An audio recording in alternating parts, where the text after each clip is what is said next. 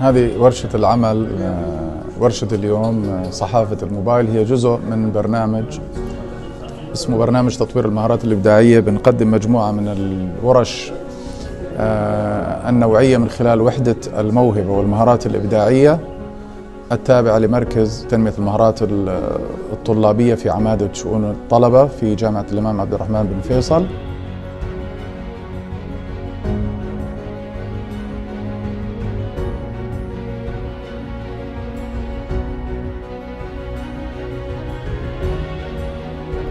وهذه الورشة طبعا احنا بننفذها بالتعاون مع الأستاذ أيمن الغامدي، قدم ورشة سابقة رائعة في فن الكاريكاتير، وهذه الورشة فعلا كانت من أفضل الورش اللي حضرتها من خلال التطبيقات العملية، من خلال الموضوع اللي بهم الطلاب من جهة، وأيضا هو بواكب العصر الآن، هو عصر السرعة وعصر الموبايل وصحافة الموبايل. فبتمنى أنه يعني نكون من خلال هذه الورشة قدمنا محتوى يستفيدوا منه الطلاب في حياتهم العملية مستقبلا إن شاء الله.